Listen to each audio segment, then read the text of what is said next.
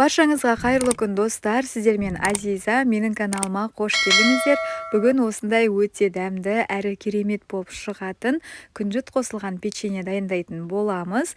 Бар болғаны 15 минут уақытыңызды алады, сондықтан да жасап көріңіздер, шаймен әдемі кететін болады.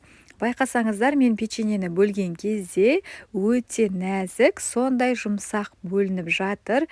Демек, печенье әдемі деген сөз. Сондықтан да сіздер де жасап көріңіздер. Ал ендеше кеттік, бастаймыз. Ең алдымен қызып тұрған табамызға ешқандай да май құймаймыз. Жай ғана табамызды қыздырып аламыз да, оның үстіне күнжітімізді салып, осылай жақсылап қуырып шығатын боламыз. Міндетті түрде араластырып тұрамыз, себебі күйіп кетпеуі қажет. Мінекей осындай болып қызарғанша жақсылап қуырып аламыз да, бөлек ыдысқа салып суытып қойып қоятын боламыз. Келесі кезекте басқа тұзымызға сары майымыз бен қантымызды салып, венчиктің көмегімен жақсылап араластыратын боламыз. Венчикпен немесе шанышқымен, миксермен де араластырсаңыздар да болады. Содан соң оның үстіне бір жұмыртқамызды салып, тағы да жақсылап араластыратын боламыз.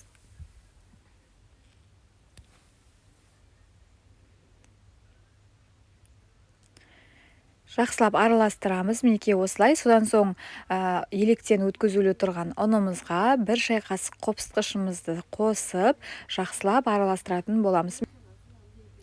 Араластырып болғаннан соң оны массамызға салатын боламыз. Массамызға салып, жақсылап араластыратын боламыз. Венчикпен немесе қасықпен, лопаткамен де араластырсаңыздар болады, өздеріңіздің қалауыңызша. Енді осылай жақсылап араластыратын боламыз. Қатты араластыруға болмайды, себебі біздің ішіндегі сары майымыз еріп кетуі мүмкін. Сол себепті осылай асықпай араластырып шығатын боламыз. Бастысы бұл жерде комочка, яғни қамыр қалып қоймауы керек. Сол себепті жақсылап араластыратын боламыз. Мінекей біздің қамырымыз жақсылап араластырылды. Енді оның үстіне суыған күнжітімізді қосып, тағы да бір рет жақсылап араластырып шығатын боламыз. Яғни күнжіт барлық жеріне жетуі қажет.